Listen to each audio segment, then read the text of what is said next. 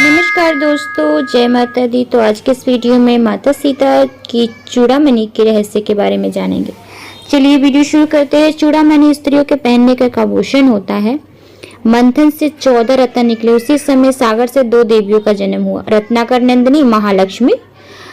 रत्नाकर नंदिनी ने अपना तन मन श्री हरि विष्णु जी को देखते ही समर्पित कर दिया। जब उनसे मिलने के लिए आगे बढ़ी तो सागर ने अपनी पुत्री को विश्वकर्मा द्वारा निर्मित दिव्य रत्न जटित चूड़ामणि प्रदान की, जो सुर पूजित मणि से बनी थी।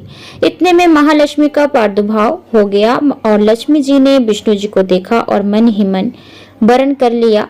यह देखकर रत्नाकर नंदिनी मन ही मन अकुला कर रह गई। सबके मन की बात जानने वाले श्री हरि रत्नाकर नंदिनी के पास पहुंचे और धीरे से बोले, मैं तुम्हारा भाव जानता हूँ। पृथ्वी को भार निर्वित करने के लिए जब जब मैं अवतार ग्रहण करूंगा तब तब तुम मेरी संहारिणी शक्ति के रूप में धरती पे अवतार लोगी। संपूर्ण रूप से तुम्हें कलयुग में श्री कल की रूप में अंगीकार करूंगा। अभी सतयुग है, तुम त्रेता द्वापर में त्रिकुट शिखर पर वैष्णवी नाम से अपने अर्चकों की मनोकामना की पूर्ति करती हुई तपस्या करो। तपस्या के लिए विदा होते हुए रत्नाकर नंदिनी ने अपने केस पास से चूड़ामणि निकालकर निशानी के तौर पर श्री विष्णु जी को दे दिया। वहीं पर साथ में इंद्रदेव खड़े थे। इंद्र चूड़ामणि पाने के लिए ललायत हो गए। विष्णु जी ने वो चूड़ामणि इंद्रदेव को दे दिया। इंद्रदेव ने उसे इंद्राणी के जूड़े में स्थापित कर दिया। संबरासुर नाम का एक असुर हुआ जिसने स्वर्ग पर चढ़ाई कर दी। इंद्र और सारे देवता युद्ध में उससे हार के छुप गए। कुछ दिन बाद इंद्रदेव अयोध्या राजा दशरथ के पास पहुंचे सहायता पाने के लिए। इंद्र की ओर से राजा दशरथ कैकेयी के साथ संबरासुर से युद्ध करने के लिए स्वर्ग आए और युद्ध में संबरासुर दशरथ के हाथों मारा गया। युद्ध जीतने की खुशी में इंद्रदेव तथा इंद्राणी ने दशरथ तथा कैकेयी का भव्य स्वागत किया और उपहार भेंट किए। इंद्रदेव ने दशरथ जी को स्वर्ग गंगा मंदाकिनी के दिव्य हंसों के 4 पंख प्रदान किए। इंद्राणी ने कैकेयी को वही दिव्य चूड़ामणि भेंट की और वरदान दिया, जिस नारी के केस पास में ये चूड़ामणि रहेगी उसका सौभाग्य अक्षत अक्षय और अखंड रहेगा, और जिस राज्य में वो नारी रहेगी उस राज्य को कोई भी शत्रु पराजित नहीं कर पाएगा। उपहार प्राप्त कर राजा दशरथ और कैकेयी अयोध्या वापस आ गए। रानी सुमित्रा के अद्भुत प्रेम को देखकर कैकेयी ने वह चूड़ामणि सुमित्रा को भेंट कर दिया। इस चूड़ामणि की समानता विश्व भर के किसी भी आभूषण से नहीं हो सकती।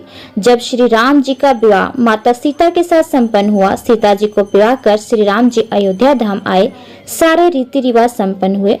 तीनों माताओं ने मुंह दिखाई की प्रथा निभाई। सर्वप्रथम रानी कैकेयी ने मुंह दिखाई में कनक भवन सीता जी को दिया। सुमित्रा जी ने सीता जी को मुंह दिखाई में चूड़ामणि प्रदान की। अंत में कौशल्या जी ने सीता जी को मुंह दिखाई में प्रभु श्री राम जी का हाथ सीता जी के हाथ को सौंप दिया। संसार में इससे बड़ी मुंह दिखाई और क्या होगी। सीता हरण के पश्चात माता का पता लगाने के लिए जब हनुमान जी लंका पहुंचते हैं, हनुमान जी की भेंट अशोक वाटिका में सीता जी से होती है। हनुमान जी ने प्रभु की दी हुई मुद्रिका सीता माता को देते हैं और कहते हैं, मातु मोहि दीजे कछु चिन्हा, जैसे रघुनायक मोहि दीन्हा चूड़ामणि।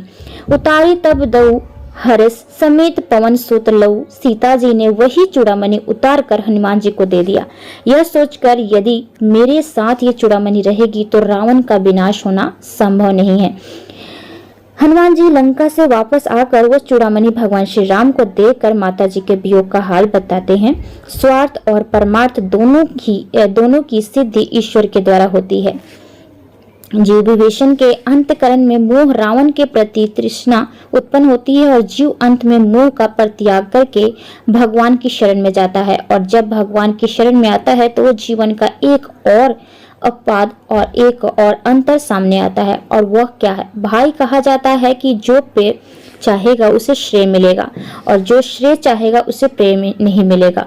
पर विभीषण के प्रसंग में रामचरितमानस का दर्शन नहीं यही है कि नहीं, परमार्थ और स्वार्थ दोनों एक साथ रह सकते हैं, मिल सकते हैं, दोनों एक दूसरे का पूरक बन सकते हैं। ईश्वर का आश्रय लेने पर विभीषण जब ईश्वर को शरणागत होता है तो परमार्थक दृष्टि से उसने ईश्वर को प्राप्त कर लिया और भौतिक दृष्टि से अंतोगत वह लंका का स्वामी बन गया। स्वार्थ और परमार्थ दोनों की सिद्धि ईश्वर के द्वारा होती है। यह सत्संग का ही प्रभाव है। तो उम्मीद करती हूँ कि आपको ये वीडियो अच्छी लगी होगी और चूड़ामणि का क्या रहस्य है ये भी आपको पता चल गया होगा कि चूड़ामणि अगर सीता माता के पास होता तो रावण का कभी विनाश नहीं हो सकता था। इसलिए सीता माता ने चूड़ामणि को दे दिया निशानी के तौर पर। और चूड़ामणि बहुत जो है सबसे बड़ा रहस्य था इसका कि कैसे माता सीता के पास ये पहुंचता है। तो उम्मीद करती हूँ कि आपको आज की वीडियो अच्छी लगी। चलिए मिलते हैं ऐसी अगली वीडियो में, तब तक के लिए आज्ञा दीजिए। धन्यवाद।